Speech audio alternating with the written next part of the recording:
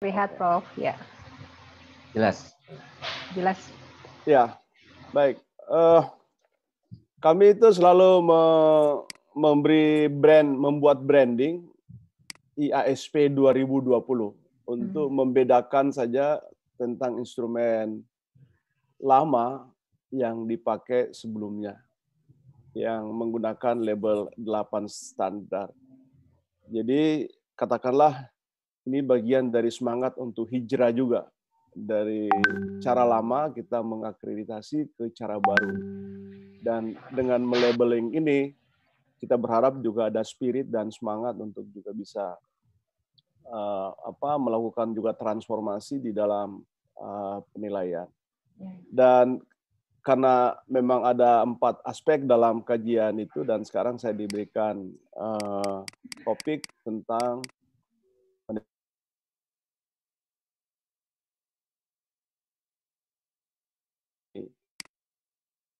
kita bahwa ada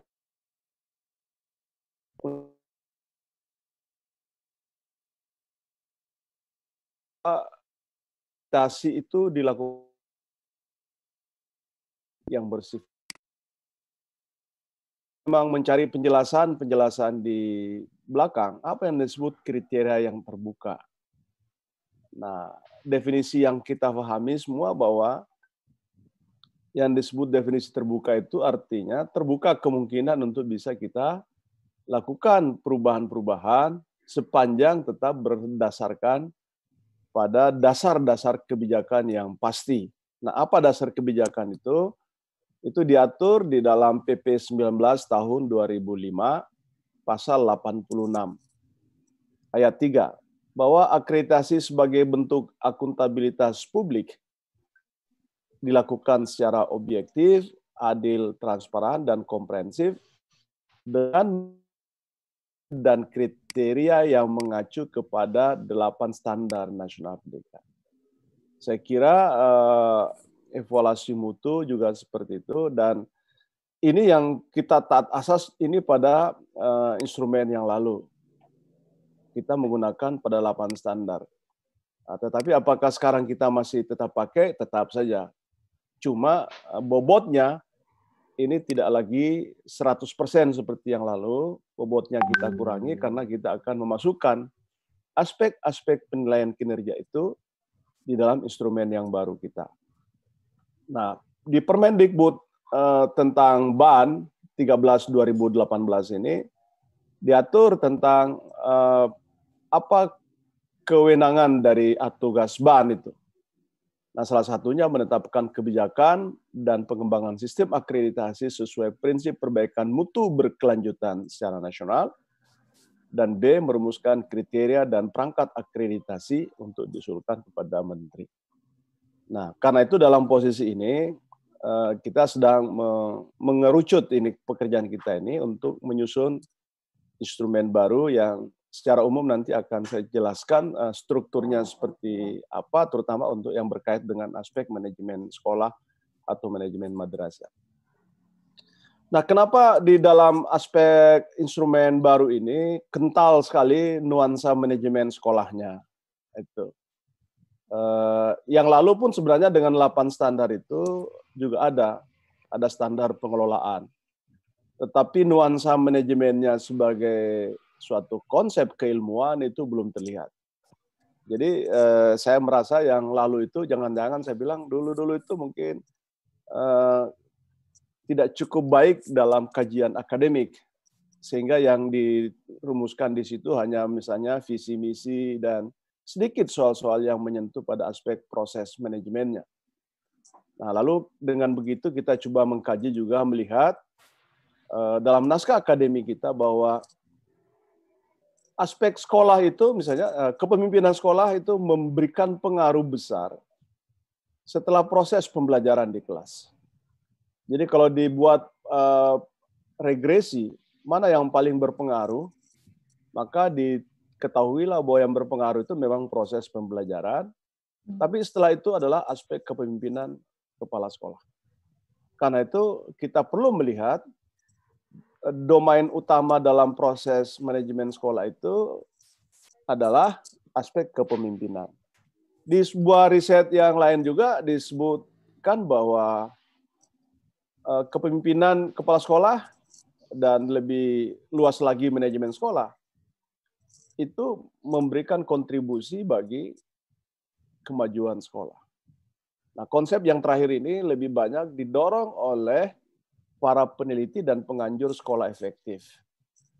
Karena itu mereka berjuang bahwa input saja tidak cukup menggambarkan kualitas suatu sekolah, tapi proses-proses manajemen sekolah lah yang jauh lebih menentukan bagi keberhasilan suatu sekolah. Ini kerangka berpikir yang digunakan di dalam memahami proses-proses kita ini. Nah, itu sebabnya maka Bapak Ibu sekalian, di dalam kerangka penilaian IASP kita, biar saya utuhkan gambarnya, ya. Ini manajemen sekolah itu menempati salah satu dari 4 pilar pokok dalam instrumen akreditasi 2020. Kita menempatkan proses pembelajaran dan mutu guru itu, proses pembelajaran ini dan mutu guru ini sebagai variabel yang berkaitan langsung dengan mutu lulusan. Ya. Ini mutu lulusan sebagai satu kriteria utama sebenarnya, tapi itu nanti dipengaruhi oleh proses pembelajaran dan mutu guru. Tapi di belakang ini ada supporting sistemnya, yaitu manajemen sekolah atau manajemen madrasah. Artinya, proses pembelajaran yang baik dan guru yang bermutu hanya dimungkinkan terjadi apabila ada manajemen sekolah atau manajemen madrasah yang baik yang memfasilitasi semua itu terjadi. Nah, itu sebabnya maka 4 ini menjadi fokus kita. Bagaimana dengan aspek kurikulum penilaian sarpras biaya? Itu juga penting. Tetapi itu menjadi pemenuhan dasar saja compliance, karena berdasarkan pengalaman, Bapak Ibu sekalian, biaya ini komponen standar pembiayaan misalnya, standar 8 kalau tidak salah. Ya. Tidak memberi perbedaan variasi penilaian, baik pada sekolah yang baik maupun sekolah yang tidak baik. Itu pengalaman kita di dalam review hasil akreditasi. Sekolah yang tidak baik pun skornya bagus. Sekolah yang bagus juga skornya bagus. Kenapa? Karena yang diukur di situ adalah pemenuhan syarat pertanggungjawaban keuangan saja. Dan pemenuhan syarat pertanggungjawaban keuangan itu sama bagi semua sekolah karena sudah ada aturan, ada syaratnya, kwitansinya, bahkan model kwitansinya itu sama di seluruh Indonesia. Nah, karena itu kita tidak melihat pembeda di dalam aspek biaya di sini. Nah, apakah di sini di manajemen sekolah tidak ada biaya? Ada juga. Ada juga, tetapi bukan pada pemenuhan berapa dana BOS yang diterima, tapi bagaimana ini direncanakan dan dipertanggungjawabkan. Menurut kaidah-kaidah kaidah-kaidah akuntansi, kaidah-kaidah pengawasan internal yang sah. Bahkan kita memandang bahwa sekolah yang baik itu tidak hanya memberikan penjaminan mutu internal, bukan hanya melakukan sistem pengawasan internal atau SPI, tapi juga yang elok itu adalah yang bisa mendapatkan audit dari kantor akuntan publik secara eksternal. Itu. Dan diskusi kita, saya menarik sekali di pertemuan yang lalu, sudah dicontohkan itu SMA 8 Jakarta. Itu sudah melakukan audit eksternal. Nah, kalau ini kita lakukan, maka ini akan memberikan pembeda antara sekolah yang baik dengan sekolah yang tidak baik. Sekolah yang baik akan mendorong akuntabilitas, transparansi dalam tata kelola keuangan. Sekolah yang tidak baik lebih tertutup, lebih lebih one man show dibanding dengan sekolah-sekolah yang baik. Nah, itulah kira-kira nanti aspek yang membedakan nanti bahwa pembiayaan dalam konteks manajemen sekolah lebih pada penggunaannya. Demikian pula Bapak Ibu sekalian sarana prasarana. selama ini kita mengukur sarpras itu berdasarkan kecukupannya, berapa jumlahnya, rasionya, berapa halamannya, berapa listriknya yang kadang-kadang lucu-lucu itu ya, berapa watt, 2000 berapa, nah itu, ada listrik tapi tidak digunakan, nah itu tidak bagus. Ada fisik, gedung fisik tapi tidak bermanfaat, tidak terawat, tidak dicat atau di apa, itu skornya kalau dalam cara pandang dulu ya tetap bagus. Tapi kita melihat bahwa sarpras yang terbaik itu adalah dilihat dari aspek pemanfaatannya. Yang sering saya sebut dengan analogi itu, sehat saja tidak cukup, tapi harus bisa memberi kesehatan itu memberi manfaat kepada orang. Dalam konsep agama seringkali digandengkan istilah itu, sehat walafiat. Ya, ada orang sehat tapi tidak walafiat. Nah, lebih baik itu tidak sehat tapi walafiat. Nah, kira-kira begitu. Ini analogi, Pak. Jadi mungkin ada sekolah, kan kita belajar dulu di film Laskar Pelangi. Film Laskar Pelangi, ya sekolahnya tidak bagus-bagus amat. Atapnya bocor, dindingnya kayu rapuh. Tapi anak-anaknya punya spirit semangat belajar yang hebat. Kenapa? Karena di situ ada guru yang bagus, ada kepala sekolah yang punya keikhlasan yang kuat untuk membangun sekolah.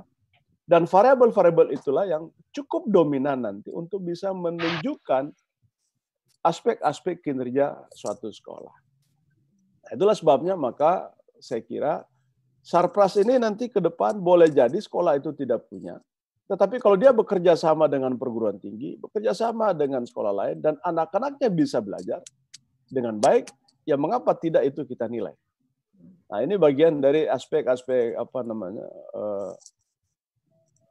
ini yang disebut sebagai transformasi manajemen. Nah, ini yang kita pelajari dari perusahaan-perusahaan juga ini, Pak. Perusahaan tidak punya uang tapi bisa membangun. Kenapa? Karena dia bisa pinjam. Kalau ukuran modal yang kita lihat, pengusaha itu tidak dapat akreditasi A. Tapi kemampuan dia meyakinkan pihak luar untuk bisa mendapat bantuan modal, itulah bagian dari prestasi itu. Dan itu yang kita hargai sebenarnya sebagai satu pencapaian kinerja di dalam instrumen-instrumen kita ini. Nah, saya kira itu Bapak Ibu sekalian yang kita lihat perbandingannya, sehingga di dalam 4 kotak ke atas ini memang adalah aspek yang kita sebut sebagai performance base, yang nanti dikaji menggunakan telaah dokumen, menggunakan observasi, menggunakan wawancara FGD. Cuma itu tadi, nanti kalau nasibnya nanti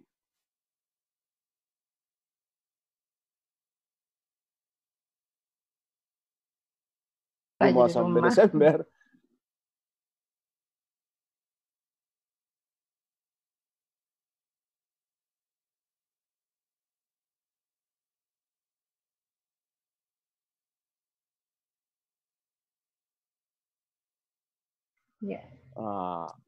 bagaimana proses pembelajaran bisa diukur secara virtual?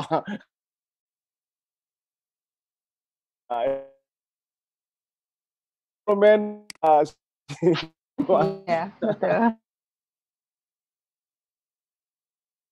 Satu persoalan besar juga yang kita hadapi ke depan, akan kembali ke ya darurat lagi.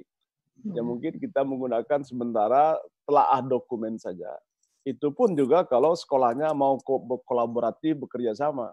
Kalau dia tidak mau datang ke sekolahnya, tidak mau buka-buka dokumen, takut corona, ya kita mau bilang apa, tidak bisa memaksakan juga. Nah, mungkin wawancara nanti akan menjadi andalan kita. Di dalam proses-proses ini, logika saya, Bapak Ibu sekalian, kami sudah membuat simulasinya juga sebenarnya. Dengan mengandalkan 4 kinerja ini, maka 4 kinerja ini, maka andalan kita nanti pada observasi dan wawancara. Itu. Ya, tentu untuk hal-hal yang bersifat mungkin untuk expose facto, keadaan-keadaan yang sudah berlalu, tentu dokumen yang akan menjadi andalan. Tapi untuk proses pembelajaran, saya kira akan banyak menggunakan observasi. Mungkin untuk mutu guru itu akan lebih banyak kepada dokumen, ya, karena mutu guru itu dilihat bagaimana pengembangan kompetensi gurunya, bagaimana tata kelola gurunya, kemudian bagaimana aspek reward yang diberikan kepada guru, bagaimana seleksi dan sebagainya, itu nanti kita lihat di situ. Nah, untuk aspek-aspek yang compliant based itu tata kelola kurikulum, penilaian sebagian sarpras dan biaya itu nanti akan dibaca dari Dapodik saja. Tidak perlu divisitasi nanti Bapak Ibu sekalian. Jadi akan nanti Dapodik kita yang akan mengeluarkan skor-skor itu dan nanti kelapanya tidak selalu justru habis gitu. Nah, nanti ke depan itu kita lebih banyak melihat kerja sekolahnya itu 4 komponen kerja di atas.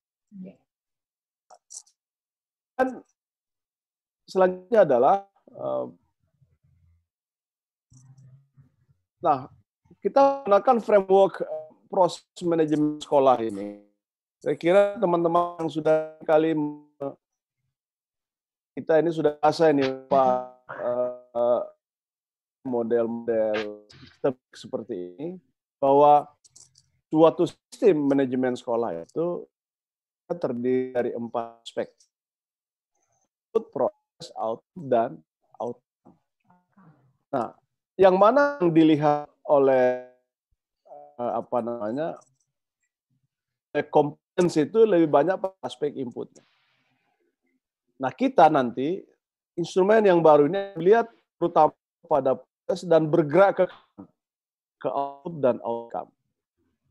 Itu sebabnya ketika di awal Bapak Ibu sekalian yang sudah mengetahui paparan tentang mutu lulusan.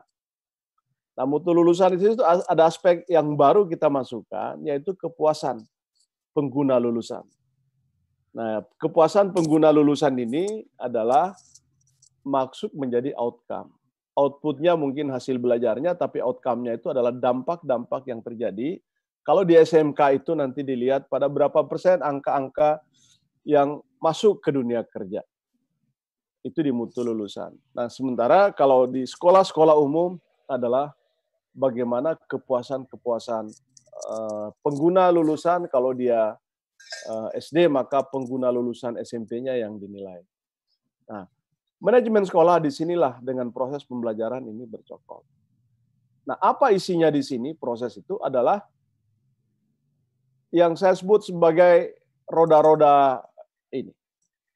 Ya, ada 11 elemen yang menjadi dasar kita melihat bahwa kinerja sekolah dilihat dari prosesnya itu dicirikan pada 11 elemen pokok. 11 elemen pokok itu adalah 1 di atas, perencanaan dan pengembangan sekolah. Sekolah yang baik, sekolah yang berkinerja bagus, kalau memiliki rencana pengembangan sekolah.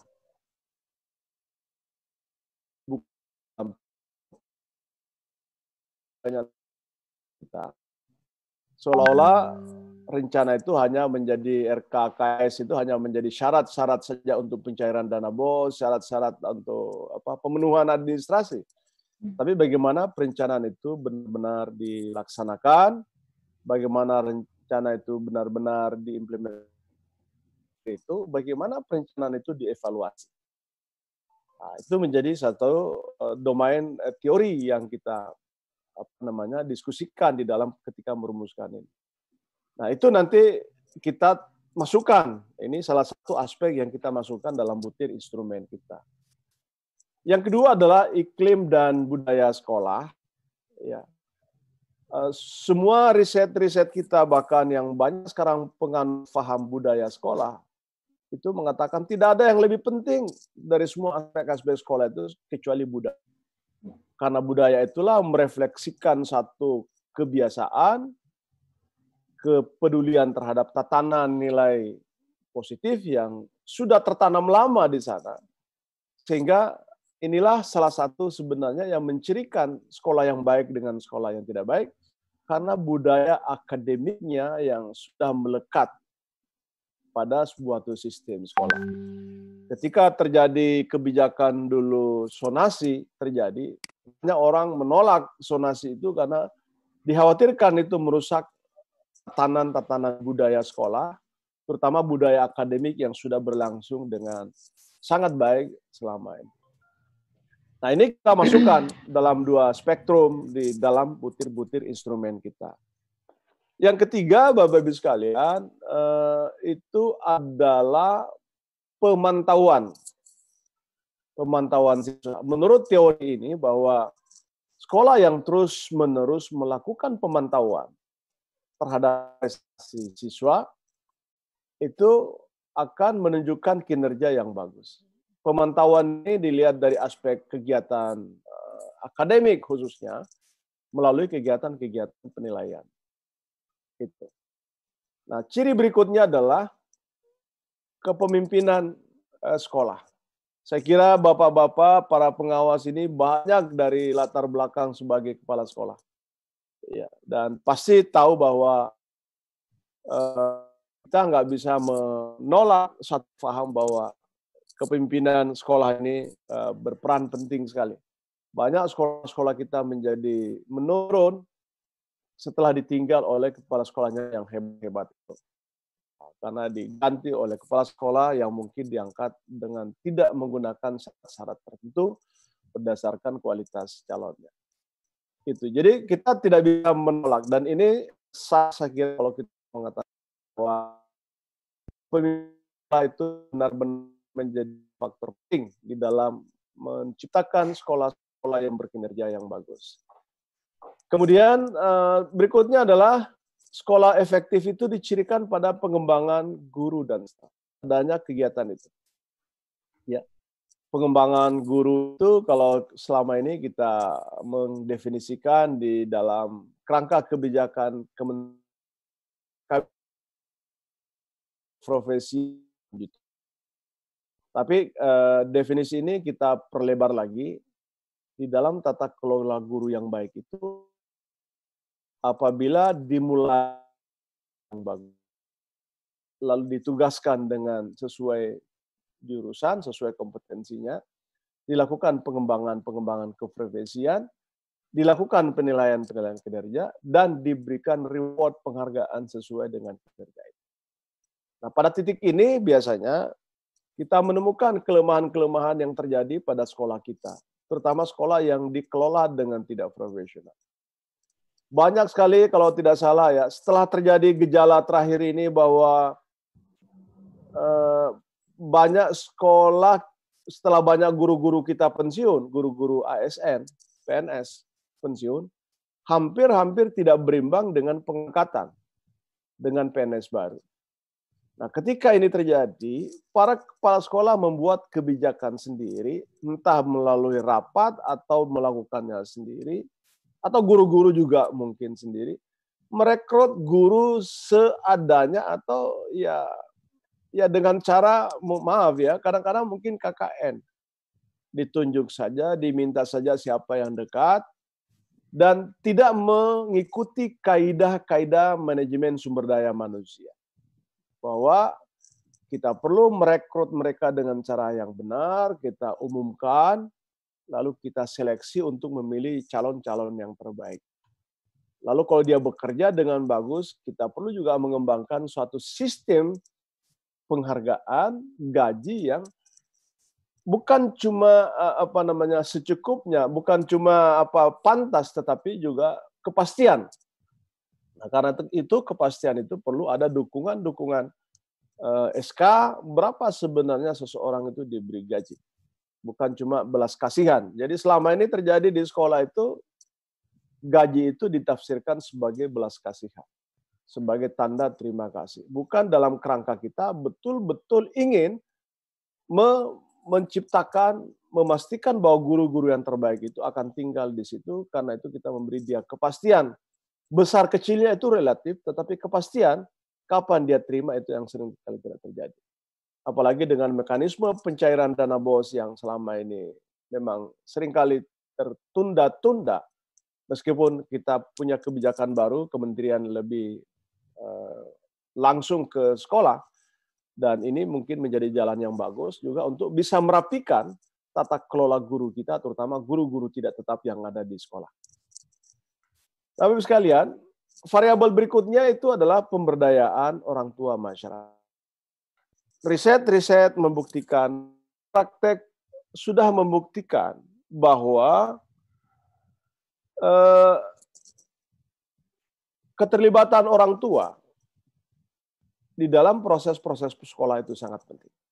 Dan kami di dalam instrumen-instrumen itu memberi porsi yang sangat besar dengan mewakilkan dua hal di situ. Pertama adalah pemberdayaan orang tua dalam kerangka sistemik dalam hubungannya dengan warga sekolah, kerjasama dengan guru, kerjasama dengan siswa, dan kerjasama komunitas sekolah dalam hal akademik. Dan yang kedua, pemberdayaan orang tua masyarakat dalam kerangka tanggung jawab masyarakat, dalam terutama direfleksikan dalam bagaimana berprestasinya komite sekolah sebagai satu corong dari partisipasi masyarakat. Nah, artinya bahwa sekolah nanti akan dilihat bagus bagusnya atau baik buruknya apabila partisipasi masyarakat, partisipasi orang tua juga ikut terlibat di dalamnya. Dan ini menjadi variabel-variabel yang sangat penting karena kita juga menyaksikan bahwa banyak sekali kita sudah memiliki permen-permen yang mengatur tentang partisipasi masyarakat, termasuk yang terakhir ini Permen 75 tahun 2016. Tapi di dalam implementasinya itu tidak terjadi sinergi yang cukup bagus di lapangan. Jadi tugas komite sekolah itu seolah-olah hanya menjadi stempel saja untuk penyusunan anggaran dan pertanggungjawaban anggaran. Selebihnya adalah diam, terpaku, dan tidak memiliki kegiatan apa-apa. Nah, ini yang kita mau coba beri stimulasi bahwa ke depan gagasan-gagasan pengembangan pemberdayaan orang tua ini tetap menjadi sangat penting. Berikutnya adalah pengembangan siswa. Sekolah yang baik apabila memiliki berbagai ragam kegiatan-kegiatan pengembangan kesiswaan, terutama kegiatan-kegiatan yang bersifat ekstrakurikuler yang didukung penuh oleh sekolah. Kata-kata didukung penuh oleh sekolah ini atau difasilitasi penuh oleh sekolah harus menjadi catatan kita karena banyak sekali kegiatan-kegiatan ekstrakurikuler yang dilakukan oleh siswa. Itu istilahnya itu kurang difasilitasi dengan baik oleh sekolah dengan alasan bahwa sekolah memiliki keterbatasan pembiayaan.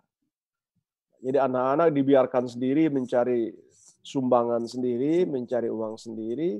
Padahal kegiatan pengembangan kesiswaan itu menjadi nafas dari kinerja pokok dari suatu sekolah. Termasuk dalam kegiatan pengembangan kesiswaan ini adalah, Bapak-Ibu sekalian, tentang kegiatan layanan bimbingan konseling. Iya.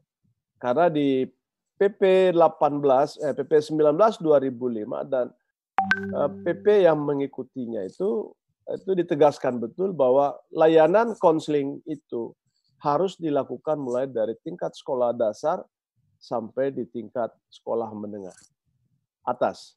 Jadi karena itu layanan konseling pribadi, konseling karir, konseling sosial, dan sebagainya itu harus tetap menjadi nafas dari tata kelola dalam pengembangan kesiswaan kita. Nah, adalah juga berikutnya adalah penghargaan dan insentif, tapi itu nanti kita gabungkan dalam pengembangan guru. Lalu ada tata tertib dan disiplin sekolah menjadi penting. Bahkan tata tertib dan disiplin ini kita keluarkan dari sini karena ini menjadi satu kompetensi penting ya bagi siswa sehingga dari sini dikeluarkan dan dia menjadi bagian dari instrumen standar mutu lulusan. Sehingga di poin 1 di standar mutu lulusan itu adalah mengenai tata tertib sekolah. Itu dimasukkan. Jadi kedisiplinan perilaku disiplin dari siswa itu. Nah, pengelolaan kurikulum juga dimasukkan sebagai satu bagian pilar instrumen kita ini. Bagaimana sekolah-sekolah menata kelola kurikulumnya, menyusun kurikulumnya, mengembangkan kurikulumnya, bagaimana tim-tim pengembang kurikulum itu bekerja di sekolah untuk melakukan evaluasi penerapan pencapaian sasaran-sasaran kurikulum dan melakukan tindak lanjut di dalam usaha-usaha untuk memperbaiki pengelolaan kurikulum. Dan yang terakhir ini adalah yang ke-11 adalah soal akuntabilitas sekolah. Di dalam butir-butir instrumen kami, ISP, akuntabilitas sekolah tidak menjadi satu instrumen terpisah, tetapi dia menjadi bagian dari instrumen tata kelola keuangan. Ini diwakili oleh pengelolaan keuangan sebenarnya. Akuntabilitas itu sejauh mana sekolah memberi jalan bagi terjadinya transparansi dan keterbukaan di dalam manajemen keuangan. Jadi apakah sekolah sudah pernah mendiskusikan, paling tidak menyampaikan soal keuangan yang terjadi di sekolah kepada warga sekolahnya sendiri terutama, kepada gurunya terutama, dan syukur-syukur nanti yang kita mau kejar itu adalah bagaimana dipertanggungjawabkan dan diaudit secara internal maupun secara eksternal. Nah, 11 parameter ini, Bapak Ibu sekalian, yang kita terjemahkan ke dalam butir inti dan butir kekhususan di dalam instrumen akreditasi sekolah 2020. Ini penggambaran ini. Nah, sehingga Bapak Ibu sekalian nanti yang sudah terbiasa menggunakan instrumen lama, ini akan mengalami sedikit, bukan shock ya, tapi akan mengalami sedikit perubahan ke instrumen baru ini. Yang sudah terbiasa dengan menggunakan instrumen penjaminan mutu dari LPMP, itu akan pasti melihat ini dengan cara juga yang berbeda. Karena butir-butir ini nanti lebih menekankan pada kinerja sekolah, dan kinerja itu sekali lagi untuk sementara ini masih sulit kita dapatkan dengan cara-cara penjaringan data yang digunakan selama ini, selain mengandalkan observasi, dokumentasi, dan wawancara. Nah, Bapak Ibu sekalian yang saya hormati, kita coba lihat di sini, misalnya di butir pencapaian visi dan misi. Nah, ini yang seperti yang saya sebut tadi, ini mewakili kinerja perencanaan sekolah. Butirnya satu saja, karena ini relatif sama bagi SD, SMP, SMA, maupun SMK. Sekolah yang baik adalah, pertama, dia menyusun. Tapi rata-rata sekolah sudah pernah menyusun. Jadi kita abaikan dalam pertanyaan ini. Yang kita rumuskan di situ, apakah sekolah melakukan pengembangan, peninjauan terhadap visi misi. 4 tahun, periode yang seringkali dipakai sebagai periode visi. Jangan-jangan selama 4 tahun, setelah 4 tahun itu malah tidak ada usaha-usaha untuk melakukan peninjauan kembali. Padahal situasi berubah, lingkungan eksternal berubah, dan juga bahkan lingkungan internal. Karena itu, visi misi dilihat dari aspek apakah ada proses pengembangannya di sana. Yang kedua, apakah ada sistem di sekolah yang melakukan evaluasi terhadap implementasi visi dan misi itu.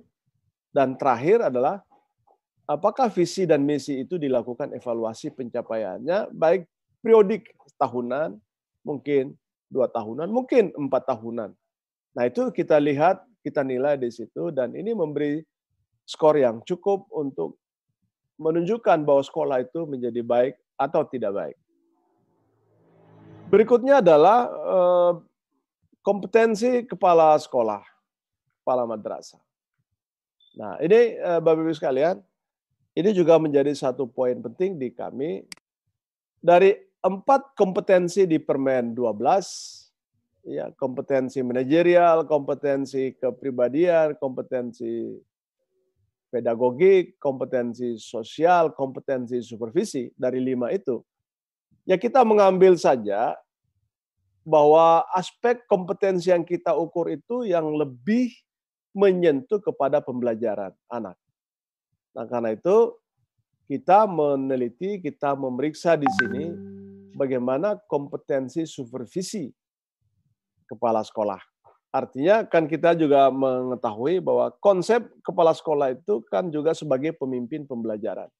Dan sebagai pemimpin pembelajaran di sekolah, tugas keseharian kepala sekolah adalah melakukan supervisi. Nah, selama ini banyak sekali terjadi. Sekolah-sekolah itu terlalu banyak mengandalkan kepada pengawas untuk melaksanakan tugas supervisi. Padahal layanan pertama, pihak pertama yang paling tahu mengenai keadaan gurunya itu adalah kepala sekolah. Nah, dalam melihat kompetensi kepala sekolah ini, Bapak-Ibu sekalian, tidak semata-mata melihat pada aspek substansi kemampuan dia, tapi yang diukur adalah kemampuan manajerialnya di dalam mengelola layanan supervisi sekolah. Bisa saja layanan itu dilakukan oleh wakil kepala sekolah, bahkan boleh jadi mungkin layanan supervisi akademik itu atau supervisi pembelajaran itu dilakukan oleh guru-guru senior yang ditunjuk. Itu tidak ada masalah. Tapi yang kita lihat adalah apakah sekolah memiliki sistem dan mekanisme supervisi akademik terhadap guru untuk mengukur kemampuan atau kompetensi dari kepala sekolahnya. Nah, yang ketiga adalah kepemimpinan kepala sekolah. Kepemimpinan kepala sekolah ini dari banyak sekali cakupan, kita bisa melihat gayanya, ya, perilakunya. Nah, yang kami lihat di sini adalah satu saja, bukti kinerja terbaik dari kepemimpinan kepala sekolah yang diukur dari sejauh mana kreativitas dan inovasi dia di dalam meningkatkan kualitas sekolah. Nah, inovasi itu diukur dari mana? Bisa diukur dari banyaknya dia melibatkan pihak luar, ya, misalnya di dalam mencari sumber-sumber pembiayaan atau mencari sumber-sumber belajar dari luar, itu akan diukur dari situ. Jangan-jangan keadaan 5 tahun yang lalu dengan yang sekarang itu sama saja. Relatif tidak ada dinamika di sana yang menggambarkan bahwa kepala sekolah itu sangat kreatif. Nah, seringkali kita melihatnya bahwa cara pandang yang barangkali lebih baik di sini kita mengukurnya lebih ekstrim itu kalau kita melihat sejauh mana kemampuan transformasi dari kepala sekolah. Kemampuan transformatif itu adalah apabila sumber dayanya kecil yang dimiliki sekolah, tapi mampu mendapatkan dukungan yang besar dari luar terutama. Ya. Modal kecil tapi dapat dukungan besar dari luar. Itulah yang sebaik-baik yang kita harapkan. Nah, selama ini banyak sekali sekolah-sekolah kita terbatas sekali dalam memanfaatkan sumber-sumber belajar. Nah, itulah gunanya sebenarnya mengapa ada perencanaan, ada manajemen strategik di sekolah supaya kepala sekolah kita itu paham, tahu dan kemana dia mesti datang untuk mencari peluang-peluang untuk bisa mendorong meningkatkan kinerja sekolahnya. Jadi ini Bapak-Ibu sekalian, kepemimpinan itu lebih banyak diukur pada inovasi, kreativitas dari kepala sekolah, bukan di atas kertas, bukan hanya dalam dokumen MOU, tapi bagaimana MOU itu diimplementasikan di dalam mendukung kinerja sekolah. Nah, berikutnya adalah pelibatan masyarakat. Ini yang saya sebut tadi, ini ada 2 untuk di butir inti. Kalau kita sebut butir inti itu adalah butir yang berlaku bagi semua jenjang sekolah. Nah, lalu ditambah lagi untuk SMK, karena ada pemahaman di SMK yang lebih ekstrim, yaitu dunia usaha dan dunia industri. Di situ bukan hanya dalam kurikulum, tapi juga dalam serang anak-anak untuk belajar, praktek, dan bahkan juga keterlibatan dunia industri di dalam melakukan seleksi-seleksi terhadap alumni-alumninya. Nah, SLB ini juga satu poin penting karena SLB ini agak unik, sehingga layanan-layanan yang mungkin tidak dapat dipenuhi oleh sekolah, itu bisa saja diserahkan atau bisa saja mendapat dukungan dari sukarelawan-sukarelawan atau pekerja-pekerja sosial di masyarakat yang bisa dapat mendukung implementasi program-program sekolah. Nah, berikutnya Bapak Ibu sekalian, subkomponen berikutnya adalah budaya sekolah atau budaya madrasah. Nah, ini kita sudah mendiskusikan tadi, tetapi di sini akan dibedakan. Ada budaya sekolah yang masuk di dalam pertanyaan-pertanyaan proses pembelajaran, itu lebih pada budaya akademik, sedangkan di sini lebih pada budaya sekolah dalam pengertian lingkungan. Keasrian, kenyamanan, ya aspek-aspek physically kira-kira yang bisa langsung cepat bisa diamati. Jadi kalau Bapak itu para pengawas ini kan sudah terbiasa ini, penciumannya sudah tajam. Kalau baru masuk di pintu gerbang itu, udah terasa itu. Ini sekolahnya bagus apa itu baru masuk. Belum lagi kalau masuknya dari belakang. Kalau masuknya dari belakang ketemu WC dulu. Saya bilang ke kepala dinas saya di Sulsel itu karena baru, dia tanya, ini banyak sekali kita mau lihat ini sekolah itu bagus tidak? Saya bilang, satu saja Pak, mulai melihat sekolah itu dari WC-nya dulu. Kalau toiletnya bersih, itu pasti sekolahnya juga bagus. Kenapa? Karena di dalam faham kita di sekolah sekarang, toilet itu menjadi wajah belakang dari sekolah. Karena dia wajah belakang, maka selalu tidak terurus dengan baik. Nah, kira-kira seperti itu nanti analogi yang kita mau. Budaya itu dilihat apakah di sana budaya bersih ada. Airnya ada, toiletnya cukup air, disiram, ada cahaya, dan segala macam. Itu sudah. Dan di dalam tata kelola sekolah kita, sebagian saya kira ya, itu toilet kita amburadul. Boro-boro mau bilang sekarang mau mau normal baru sekolah. Waduh gimana kalau air saja tidak ada, mau bilas pasang wastafel katanya, wastafel dipasang tapi aliran air tidak ada. Nah ini hal-hal seperti ini mungkin menjadi satu contoh. Jadi sekolah itu saking malasnya itu bikin sumur pompa saja tidak sanggup. Padahal duit ada. Jadi kadang-kadang ini menjadi sesuatu masalah. Nah, aspek-aspek ini Bapak Ibu sekalian, mengapa sangat kita tekankan juga di dalam menjadi bagian dari subkomponen dari manajemen sekolah. Kemudian berikutnya adalah pengelolaan kurikulum. Saya sudah jelaskan tadi bahwa mulai dari apa yang menjadi kewenangan sekolah ya di dalam tata kelola kurikulum, itu yang akan kita lihat. Apa yang menjadi kewenangan guru di situ. Terutama dalam bagaimana sekolah memberdayakan tim pengembang kurikulum di dalam melakukan evaluasi-evaluasi dan tindak lanjut pada penyusunan perencanaan kurikulum kita. Lalu yang berikutnya adalah pengelolaan guru dan tenaga kependidikan. Di sini ada dua butir. Satu di butir inti yang saya sebut tadi, mulai dari kita akan menilai, mulai dari rekrutmen, seleksi, penugasan, pengembangan profesi, penilaian kinerja, hingga sistem penghargaan yang diberikan oleh sekolah. Bayangkan, sekalian, ini berat juga ini kita punya instrumen. 5-6 aspek yang mau dilihat dalam satu. Bahwa sekolah yang baik apabila melakukan tata kelola guru dan tenaga kependidikan dengan baik, dengan melihat semua aspek-aspek elemen itu. Ya. Dan syukur-syukur itu tadi bahwa dia melakukan transparansi di dalam proses rekrutmennya. Jadi kalau rekrutmen selama ini cuma panggil teman, panggil siapa yang bisa, ya kita ingin menyampaikan pesan ini kepada sekolah. Kalau Anda bikin rekrutmen guru, betapapun terbatasnya, mungkin 1-2 orang, Anda sebaiknya umumkan kepada publik. Tujuannya apa? Untuk bisa mendapat calon-calon yang terbaik. Nah, kalau sekarang banyak sekolah mengeluh saja, wah kami punya guru yang harus dibayar tapi tidak kompetensinya tidak sebanding. Yaitu karena itu warisan dari kepala sekolah sebelumnya yang mengangkat guru-guru tidak benar.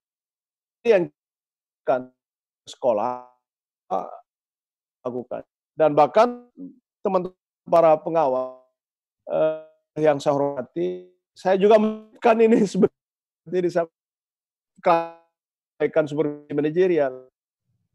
Sudahlah, ini jahil ya mengangkut itu hijrah ke dalam yang lebih modern. Kita angkat, kita seleksi dengan baik. Apa membuktikan bahwa kita benar-benar angkat guru butuh dan kita mengangkat yang terbaik. Memang ya ada konsekuensinya bahwa kalau kita juga harus menyiapkan reward yang cukup untuk mereka. Tapi kalau kita benar-benar mengelola dengan baik dana itu, mana pilihan kita, mungkin kita akan memilih sedikit guru tapi berkualitas daripada memilih banyak guru tapi tidak berkualitas. Kalau kita memilih sedikit, kita bisa memberi gaji lebih besar, apalagi dengan ruang-ruang yang lebih besar diberikan oleh dana BOS sekarang, itu akan menyebabkan kita punya pilihan-pilihan untuk bisa memilih guru-guru yang terbaik. Ya, ada resiko karena guru-guru kita selalu ingin menjadi ASN, ya tentu dia akan selalu berpindah-pindah nanti dan meninggalkan kita. Nggak apa-apa, kita cari lagi guru-guru baru lagi, karena banyak juga pengalaman yang saya lihat bahwa kadang-kadang guru-guru tidak tetap ini, ya kadang-kadang juga kinerjanya lebih bagus daripada guru-guru tetap. Nah, ini bahwa Bapak Ibu pengawas saya kira pengalaman di sekolah ya. Kalau ada guru-guru tidak tetap, kadang-kadang diberi porsi tugas lebih besar daripada guru tetapnya sendiri. Ya. Nah, ini dan apalagi juga sekarang ya kami punya pengalaman ini juga dulu waktu memimpin perguruan tinggi di Makassar. Kalau kami kirim guru-guru itu kan guru-guru semester akhir di kampus. Nah, kadang-kadang mereka lebih disukai oleh siswanya daripada guru-gurunya yang lama-lama itu. Even mereka sudah sertifikasi. Saya tanya, kenapa? Ini lebih gaul, Pak. Ini guru saya ini lebih gaul. Kita bisa belajar di bawah pohon, dia buka laptop, dia sambil itu main gitar. Ini yang tidak dimiliki oleh guru-guru kita yang sudah ASN. Karena kalau kena angin, sering masuk. Yang hormati. Aspek berikutnya adalah pengelolaan sarana dan prasarana. Nah, itu lagi tadi. Kita mulai dari perencanaannya, melakukan perawatannya, ya, sarpras itu melakukan pemanfaatannya bagaimana dan bagaimana tata kelolanya. Tata kelola itu apakah itu dibukukan, apakah itu didokumentasikan, dan seterusnya itu menjadi. Lalu pengelolaan pembiayaan, ini juga menjadi satu poin yang seperti saya sebut tadi, mulai dari perencanaan sampai pada kualitas tertinggi dari pengelolaan pembiayaan itu adalah kalau ada audit. Sekolah mengembangkan sistem audit internal ya untuk melakukan pengecekan terhadap. Nah, di sini titik kontroversinya. Pada satu sisi kadang sekolah tidak ingin sepenuhnya transparan. Nah, pada sisi lain kita mau menyampaikan pesan bahwa sekolah harus bisa mengembangkan model-model transparansi. Karena bagaimanapun juga ini harus menjadi satu hal yang sangat penting. Nah, kalau menyangkut uang negara ada konsekuensi. Kita menjadi sasaran atau objek dari aparat penegak hukum kalau kita salah di dalam melakukan atau kita melakukan penyimpangan-penyimpangan. Nah, Bapak-Ibu sekalian yang saya hormati, berikutnya adalah pengelolaan kesiswaan yang dua tadi yang garis bawahi, saya mengulang saja. Satu adalah untuk melihat kinerja sekolah dalam kegiatan-kegiatan ekstrakurikuler siswa. Ya, apakah sekolah cukup dan termasuk apakah aktivitas itu melibatkan juga kontribusi sumbangan fasilitasi dari lingkungan masyarakat kita. Jadi di dua aspek, satu ekstrakurikulernya dan satu layanan bimbingan konselingnya. Nah, kemudian yang baru, Bapak-Ibu sekalian, adalah penjaminan mutu internal. di salah satu Permen 28 kalau tidak salah itu memang diwajibkan sekolah itu membentuk tim penjaminan mutu internal. Nah, yang kita sampaikan pesannya di situ adalah apakah sekolah itu menyusun penjaminan mutu internal, memanfaatkan data-data ya dari para pengawas, hasil peta mutu dari penilaian mutu itu untuk perbaikan-perbaikan perencanaan sekolah itu. Nah, pesan itu yang akan kita sampaikan di sana.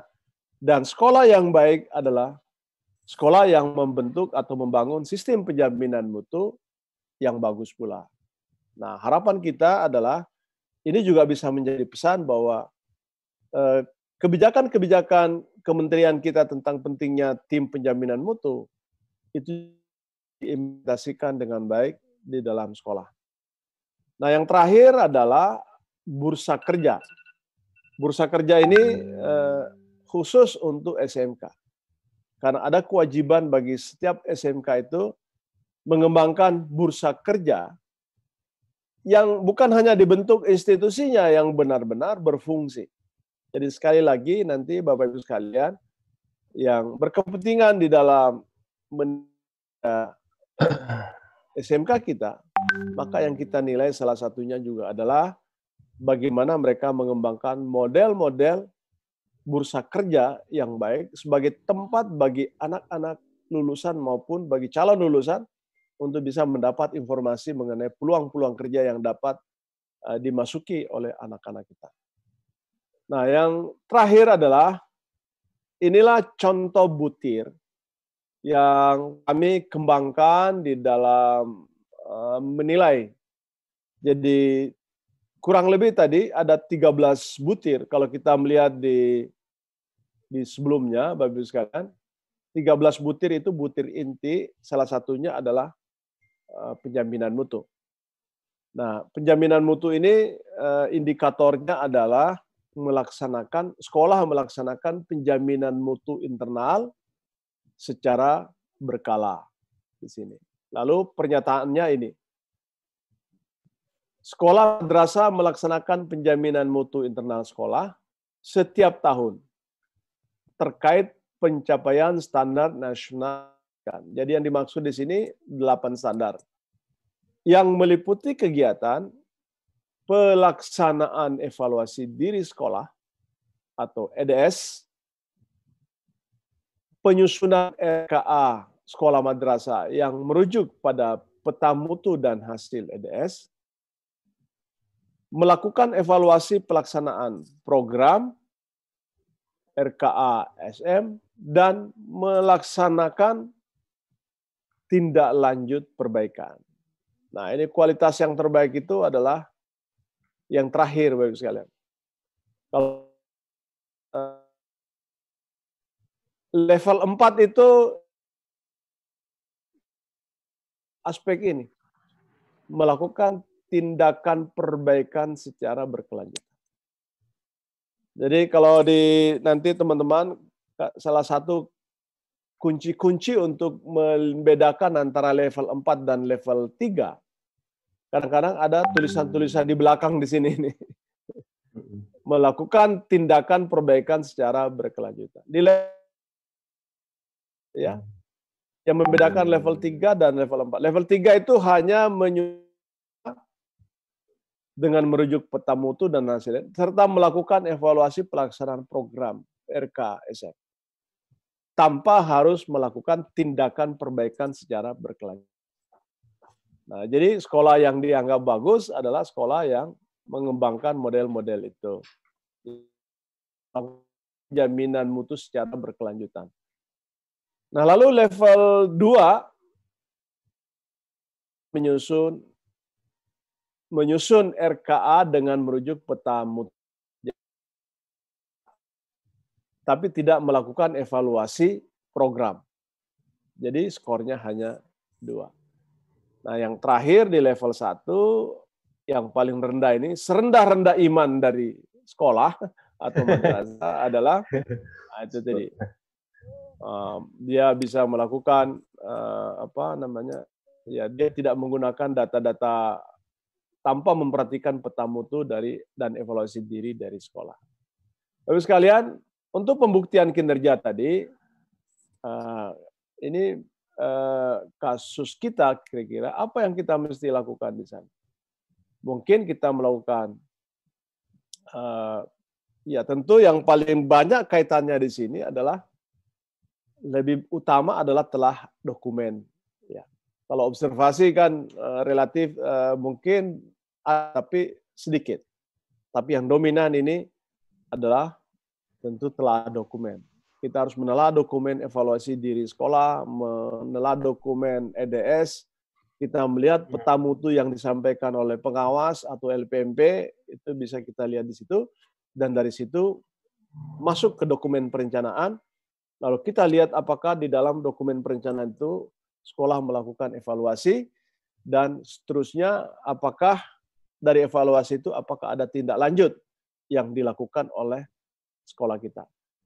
Saya kira demikian dulu Mbak Dina, Pak Zul, ya. Iya,